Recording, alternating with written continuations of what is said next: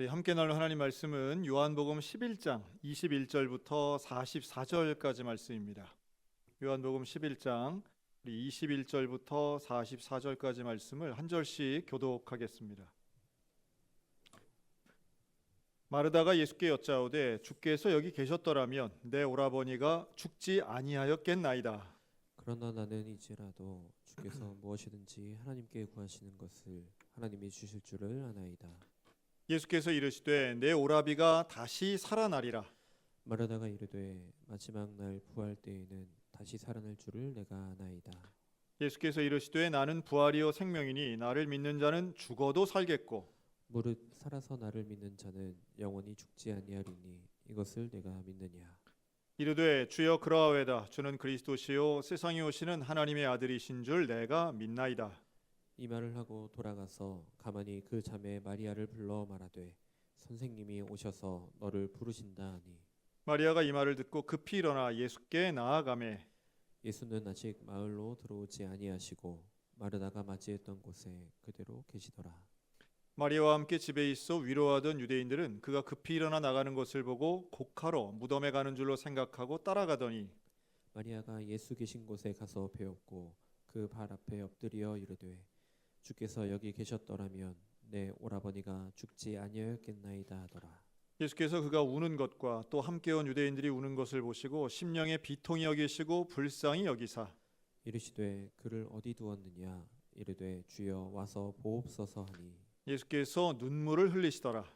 이에 유대인들이 말하되 보라 그를 얼마나 사랑하였는가 하며 그중 어떤 이는 말하되 맹인의 눈을 뜨게 한 이 사람이 그 사람은 죽지 않게 할 수 없었더냐 하더라. 이에 예수께서 다시 속으로 비통히 여기시며 무덤에 가시니 무덤이 굴이라 돌로 막았거늘 예수께서 이르시되 돌을 옮겨 놓으라 하시니 그 죽은 자의 누이 마르다가 이르되 주여 죽은 자가 나흘이 되었음에 벌써 냄새가 나나이다. 예수께서 이르시되 내 말이 내가 믿으면 하나님의 영광을 보리라 하지 아니하였느냐 하시니 돌을 옮겨 놓으니 예수께서 눈을 들어 우러러 보시고 이르시되 아버지여 내 말을 들으신 것을 감사하나이다. 항상 내 말을 들으시는 줄을 내가 알았나이다. 그러나 이 말씀 하옵는 것은 둘러선 무리를 위함이니 곧 아버지께서 나를 보내신 것을 그들로 믿게 하려 함이니이다. 이 말씀을 하시고 큰 소리로 나사로야 나오라 부르시니 죽은 자가 수족을 배로 동인 채로 나오는데 그 얼굴은 수건에 쌓였더라. 예수께서 이르시되 풀어놓아 다니게 하라 하시니라. 아멘. 오늘 우리 요한복음 11장은 이제 나사로를 살리시는 예수님의 말씀이 나와요. 그리고 명확하게 이 나사로의 다시 살아난 이 사건은 예수님이 이미 말씀하셨고 목적도 말씀하셨고 또 놀랍게도 죽은 자가 다시 살아난 아주 드문 케이스 중에 하나입니다. 그런데 이 나사로의 부활은 예수님 명확한 목적이 있는데 바로 오늘 설교 제목이기도 하죠. 한번 따라할까요? 이것을 내가 믿느냐. 다시 말해 믿음을 위해서 예수님이 이러한 놀라운 기적과 이사를 행하셨다라고 볼 수 있죠. 다름 아닌 이제 부활에 대한 가르침이신데요. 네, 이러한 목적을 몰랐던 나사로의 형제들, 마리아와 마르다가 되겠죠. 근데 이들은 예수님을 원망합니다. 왜냐하면 병들어서 죽어버린 오라비를 향한 그 모든 원망이 예수님께로 향하게 돼요. 예수님이 좀 일찍 오셨으면 우리 오라버니가 죽지 않았을 텐데, 예수님이 좀 도와주셨으면 이런 어려움이 없었을 텐데, 이런 거죠. 그러니까 우리가 이해되지 않는 고난 앞에 이런 질문을 많이 합니다. 내가 예수님 잘 믿는데 왜 이런 일이 일어나지? 내가 하나님 앞에 충성했는데 왜 이런 일이 벌어질까? 사실은 남들보다 특혜를 바라는 건 아니지만 남들보다 특별한 불행을 당하는 것 앞에서는 우리는 할 말을 좀 잃게 되죠. 이제 그런 거죠. 우리가 무슨 대박이나 무슨 어떤 일확천금을 바라는 게 아닌데 하나님 앞에 복을 바란다는 것은 큰 문제 없이 어떤 큰 사고나 사건 없이 살아가는 것일 텐데 그런 소박한 꿈조차도 꾸기 어려운 이런 고난이 왔을 때에 우리는 하나님 앞에 기도하는 거죠. 항의하는 거죠. 예수님 이거 뭡니까? 그런데 예수님이 오늘 11장 전체에 반복해서 말씀하세요. 반복해서 11장 4절에 보면 이것은 하나님의 영광을 위함이다 이렇게 말씀하시고요. 나사로가 병들어 죽게 된 것은 하나님의 영광을 위한 거야. 11장 11절 죽었다고 하는데도 이건 죽을 병이 아니라 잠이 들었다. 나사로가 잠들었다. 내가 깨우러 가겠다. 11장 15절 내가 거기 있지 아니한 것을 너희를 위해 기뻐하노니 이는 너희로 믿게 하려 함이라. 11장 23절 내 오라비가 다시 살아나리라. 그리고 25절 26절에서는 나는 부활이요 생명이니 나를 믿는 자는 죽어도 살겠고 무릇 살아서 나를 믿는 자는 영원히 죽지 아니하리니 이것을 네가 믿느냐라고 질문하시죠. 제일 유명한 구절이죠. 그때 마르다가 난 믿습니다. 난 믿습니다. 주는 그리스도시요 세상에 오신 하나님의 아들이신 줄 내가 믿습니다. 난 부활도 믿습니다. 마지막 날에 모든 죽은 자가 살아나는 것을 다 믿습니다 라고 말하는데 이 믿는다는 것과 예수님이 하시는 말씀이 괴리가 있어요. 지금 예수님 말씀은 야, 내가 나사로 살려준다니까 이라고 말하는데 마르다는 이 나중에 예수님 오실 때에 부활하실 것을 내가 믿어요 라고 하는 부활의 시간차를 보여주죠. 여러분 부활은 미래에만 있을까요? 지금도 있을까요? 우리가 이 부활에 대한 이해를 잘 생각하셔야 됩니다. 부활에 대한 것은 죽은 육체가 다시 살아나는 것은 물론 예수님의 재림 때 일어나겠지만 우리는 이 땅을 살아가며 죽음 앞에 절망하지 않을 이유가 있습니다. 죽음 앞에 절망하지 않을 이유는 부활의 소망이고 그것을 주시는 예수님의 약속이고 그리고 중요한 키는 열쇠는 그 예수님 말씀을 믿는 것입니다. 믿는 거예요. 그래서 이 믿음은 참 놀라운 건데요. 예수님의 말씀을 믿는다면 오늘 우리에게 임하는 고난은 나에게만 임하는 고난이 아니고 이 땅을 살아가는 모든 인생 가운데 사실은 다양한 모습으로 여러 종류의 고난이 있습니다. 그 고난 앞에 과연 우리가 믿음으로 반응할 수 있느냐라는 거예요. 그 강원도 정선에 가면 3년 전에 개척한 정선 성결교회가 있습니다. 이 정선교회는 지금 이한복 목사님이 3년 전에 개척을 하셔서 지금 사역하고 계시는데요. 이름은 이한복, 양복이 잘 어울리시는 이제 이한복 목사님이신데, 근데 제가 아주 잘 아는 우리 교단에서는 유명한 교회사 전문가 박사님이세요. 자, 우리 정음이 한글이 덧떠들면 목사님이 서서 예배드리게 할 거야. 알았지? 관심을 끄는 데 성공했어. 우리 정음이 한글이. 조금 조용히. 그런데 이 이한복 목사님은 우리 교단을 대표하시는 학자면서 또 저술가고 교회사, 특별히 성결교회사에서는 아주 권위자세요. 근데 이 목사님이 신학을 하시게 된 이유가 있습니다. 되게 이제 사학을 하시는 분들이 되게 공부 잘하시잖아요. 근데 이분의 고향은 전라도 군산인데요. 이분의 아버님 고향은 충남 서천이에요. 1904년에 월남 이상재 선생님의 후손입니다. 1904년에 이 서천에 이제 교회가 세워지게 되는데 이 교회가 이 집안을 통해서 이제 이루어집니다. 이한복 목사님의 할아버지가 이제 세운 교회예요. 그래서 이 교회를 통해서 이 지역이 이제 복음화되고 결국은 이제 니들이 아주 극단적인 처방이 이제 내려졌네. 놀랍게도 쟤들이 입고 있는 저 옷은 내복이 아닙니다. 네, 평상복이에요. 자, 그래서 이제 이한복 목사님의 가정 자체가 상당히 믿음의 가정이고 이 목사님이 6대 신앙을 갖고 있는 분이세요. 그리고 이제 군산에서 유명한 중앙고등학교에 이제 진학을 하는데요. 이 중앙고등학교는 지금은 자사고가 됐습니다. 이 학교에서 이 이한복 학생이 이제 공부를 잘해서 옛날에 우열반이 있었잖아요. 그래서 공부 잘하는 반에 가서 저녁밥 먹고 밤늦게까지 있는데 이게 이제 마지막, 저는 이런 거 처음 들어봤는데 당시로서는 80년대 초반인데요. 학생들을 모아놓고 이 자율학습을 하고 그 중에 공부 잘하는 애들을 또 뽑아서 이제 특별한 반을 만들고 그 중에서도 또 등급이 또 있었다는 거예요. 그래서 8시 반까지는 모두가 자율학습하고 11시 반까지는 특별한 아이들만 하고, 그때부터 밤 12시부터 새벽 3시까지를 또 운영을 했는데 거기 딱 2명이 했답니다. 야, 그런 게 다 있나? 신기하다. 학력고사 세대예요. 그래서 2명이 새벽 3시까지 공부를 하고 너무 졸려서 찬송 부르고 기도하면서 공부했대요. 그러니까 그 학교에 그냥 변함없는 전교 1, 2등인 거죠. 이제 그랬는데 고등학교 3학년 첫 번째 중간고사 때였답니다. 그러니까 3월, 4월 이때 되겠죠. 이 첫 번째 중간고사를 보는데 시험 시간에 시험지를 받고 문제를 풀려고 하는데 갑자기 캄캄해지더래요. 아무것도 안 보이더래요. 중간고사니까 5월이 됐겠네요. 5월. 그 날짜를 기억하시더라고. 이분이 5월 10일이라고 얘기하시더라고요. 눈앞이 캄캄해지면서 하나도 안 보이더래요. 시험지가. 그래서 울었답니다.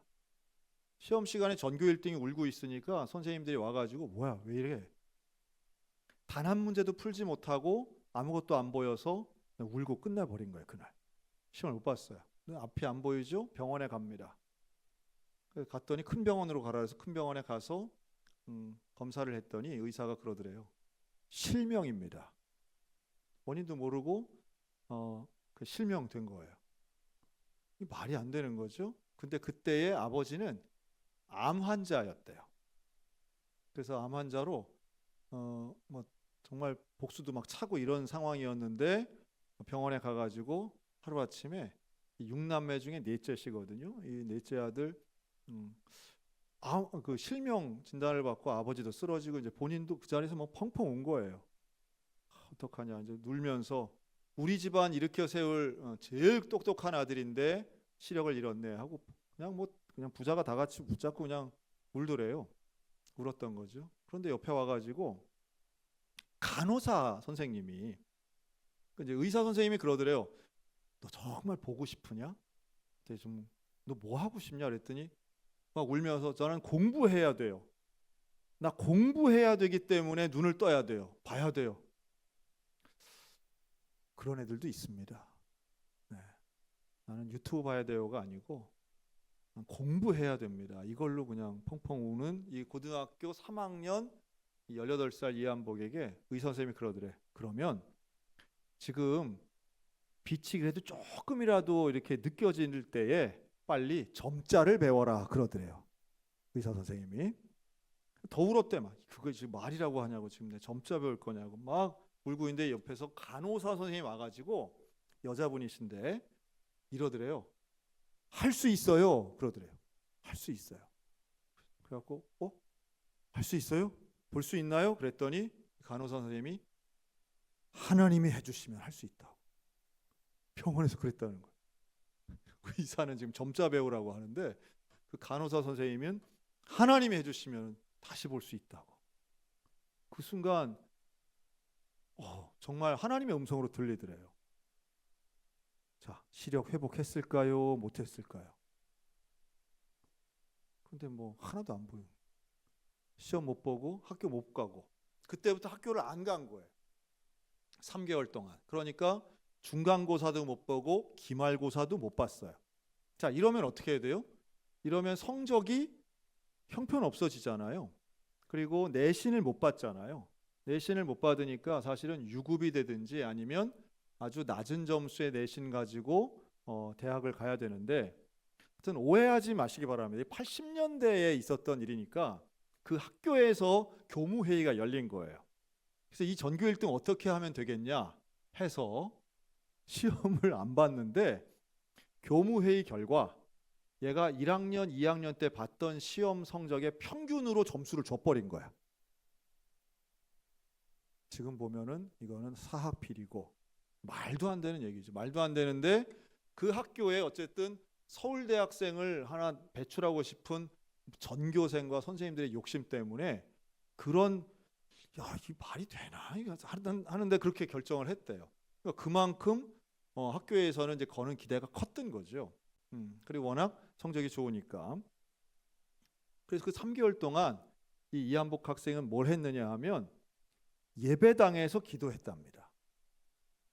목사님이 기도해 주시고 교인들이 기도해주고 또 음식을 갖다 주고 해서 예배당을 떠나지 않고 예배당에서 먹고 자고 하면서 기도를 한 거예요. 하나님, 눈 뜨게 해달라고. 눈 뜨게 해달라고. 기억이 안 들어오는 거예요. 한 3개월 지났는데요. 어떤 상황이 됐느냐 하면 조금 보이더래. 뭐 확 보이는 게 아니라 조금 보이더래. 어느 정도로 보였냐면 이렇게 보여요. 이렇게 갖다 대야 한 글자 한 글자씩 보이는, 뭐 보이는 것 같지도 않고 안 보이는 것도 아닌 그 상황이 된 거예요.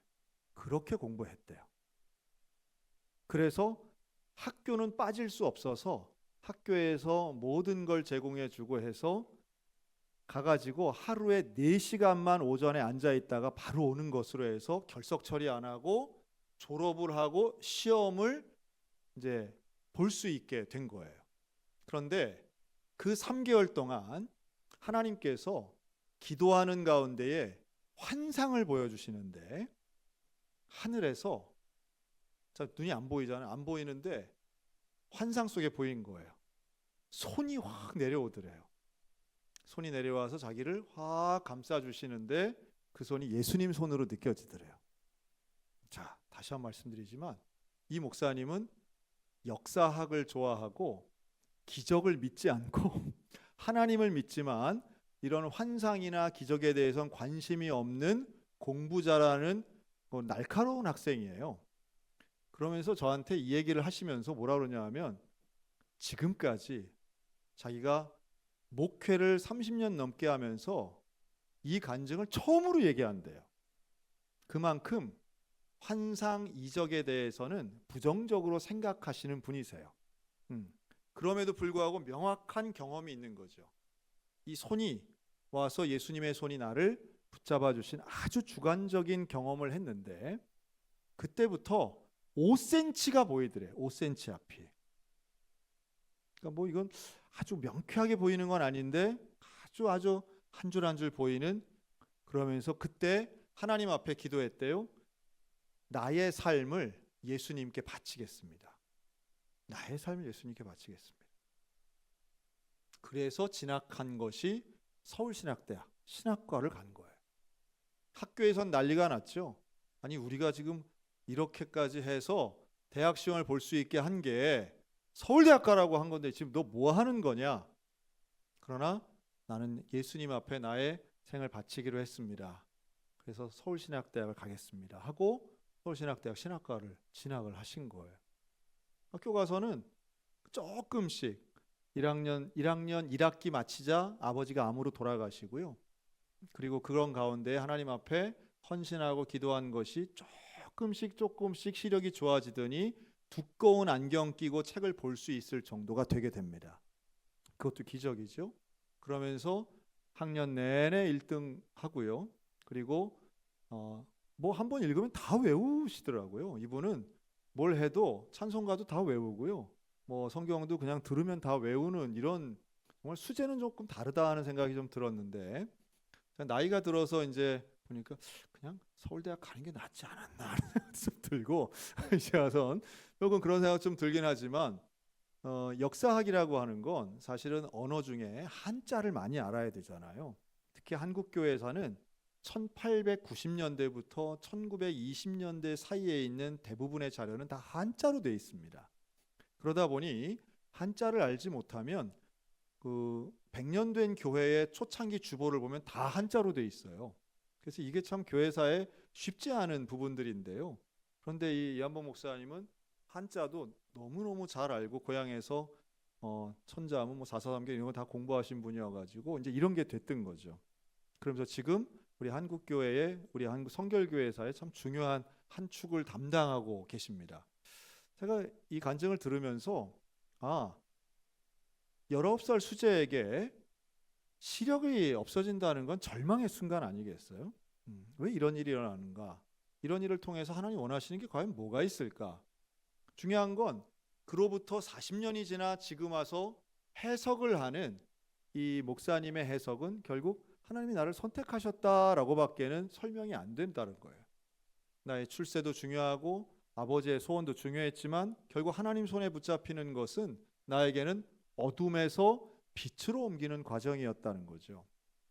저는 이 나사로의 죽음의 본문을 읽을 때마다 왜 나사로였을까라고 하는 생각도 들고요. 가장 사랑했던 사람 중에 하나죠. 그리고 왜 죽음이었을까? 왜 이런 슬픔 가운데 미리미리 그냥 말씀해 주시고 하루 정도 죽었다가 깨도 될 것을 3일 동안이나 이렇게 슬픔 가운데 있도록 하셨을까라는 생각을 하면요. 우리 인간에게는 고통과 고난이 꼭 필요한 것 같아요. 예수님은 이 마르다 마리아가 슬피 울면서 정말 비통에 있을 때에 예수님 오셔서 놀리지 않습니다. 인간이 느끼는 고통과 슬픔의 감정을 무시하지 않으세요. 야, 뭐 그런 거 갖고 울어 이러지 않으세요. 야, 내가 살려줄게. 너 뭐 걱정하지 마 이러지도 않으세요. 예수님 뭐라고 하시느냐 하면 33절 불쌍히 여기시고 35절 눈물을 흘리십니다. 예수님은 인간의 감정과 고통과 고난을 조롱 멸시하시는 분 아니고 외면하는 분 아니고 동참하는 분이라는 사실이에요. 여러분, 우리가 슬퍼할 때에 힘들어할 때에 예수님은 우리의 곁에서 나의 슬픔을 아시는 분이시고 나의 슬픔 가운데 함께 하시는 분임을 믿으셨으면 좋겠습니다. 예수님 멀리 나와의 고통하고는 무관한 분이 결코 아니라는 거예요. 그리고 나의 문제를 해결해 줄 수 있으시면서도 나에게 끊임없이 소망의 말씀을 주시는 분이 결국 예수님이신 거죠. 병원의 간호사의 이야기가 사실은 맞는 얘기죠. 할 수 있다. 하나님 하시면 하실 수 있다. 여러분, 누군가가 그런 얘기를 해줄 때 그것을 듣는 것도 은혜이고요. 그 말을 붙잡는 것도 은혜라고 저는 생각합니다. 어떤 분들이 그런 얘기 많이 하더라고요. 뭐 힘내 이런 건 위로가 아니라고, 오히려 뭐 더 상처되는 말이라고. 저는 그렇게 생각하지 않습니다. 어떤 사람은요, 가벼운 위로의 말도 정말 중요한 것처럼 붙잡을 수 있는 것도 저는 능력이라고 봐요. 누군가 진심 어린 그런데 어떤 표현력이 없어서 남들 하는 비슷한 말로 위해서 기도할게요.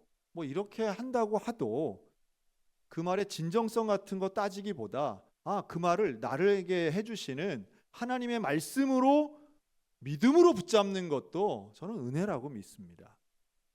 여러분, 예수님이 지금 이 11장에 계속해서 말씀하시는 거예요. 메시지를 던지시는 거예요. 죽지 않았어. 내가 깨울 거야. 내가 살릴 거야. 그런데 아무도 믿지 않는 거예요.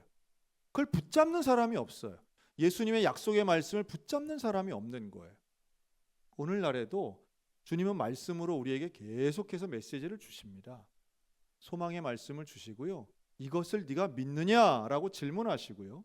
믿음이 있다면 죽음의 절망도 어떤 고통의 고난도 이겨낼 수 있다고 말씀 이렇게 많이 하시는데 문제는 내가 그것을 붙잡고 있는가라고 하는 거죠. 말씀을 붙잡는다면 예, 제가 믿습니다. 예, 제가 그 약속을 믿습니다. 제가 그 부활을 믿습니다. 저 예수님 믿습니다. 라고 하는 그 믿음의 사람 가운데 하나님의 은혜가 부활의 역사가 다시 문제나 고난이 변하여 은혜와 축복이 되는 기적의 역사가 일어나게 될 줄로 믿으시기 바랍니다. 오늘 우리에게 있는 다양한 어둠과 이해 못할 고난 속에서 약속을 주신 하나님을 좀 붙잡으셨으면 좋겠어요. 여러분, 이 나사로가 살아나는 드라마틱한 장면, 마지막에 나사로야 나오너라 라고 외치기 바로 직전에 예수님 뭐라고 하시는가 한번 볼까요? 42절.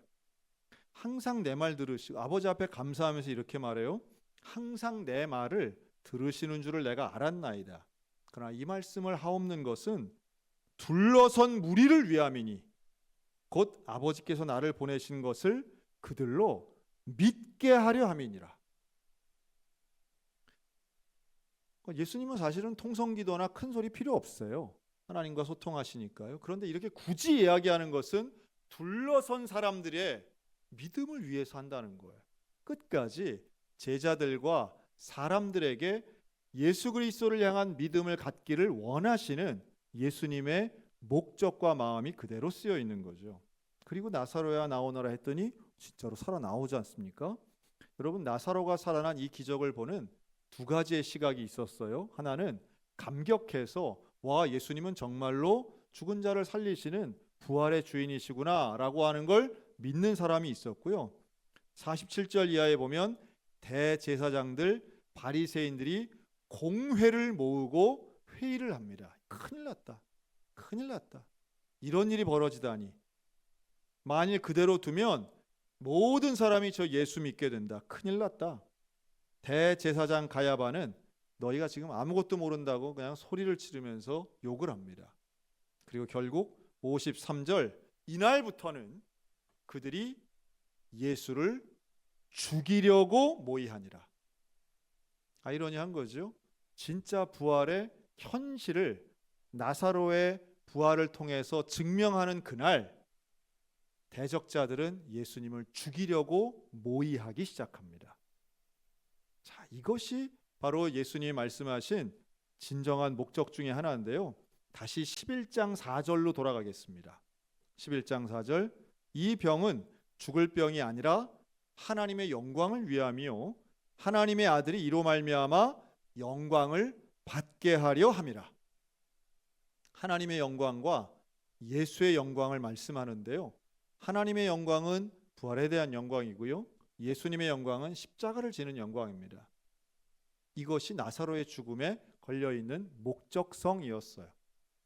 나사로를 살렸더니 어떻게 돼요? 예수를 죽이려고 모의하죠. 그 죽이려고 하는 모의가 바로 예수님을 십자가에 다는 일입니다. 그러니 예수님은 이 모든 나사로가 병들었다 하는 이야기를 듣는 순간부터 계속해서 말씀하신 것은 십자가의 영광이었던 거예요. 사람들은 죽었다가 살아난 붕대 풀고 나타나는 마술 같은 장면에 현혹될지 모르지만 예수님은 계속 반복적으로 십자가를 말씀하고 있는 겁니다. 복음을 말씀하시는 거예요. 부활을 말씀하시는 겁니다. 오늘 우리들에게도 똑같이 고난 앞에서 십자가와 부활을 기억하며 고난을 견디고 이겨내는 믿음의 성도들 다 되시기를 주님의 이름으로 축원합니다. 아멘. 기도하겠습니다.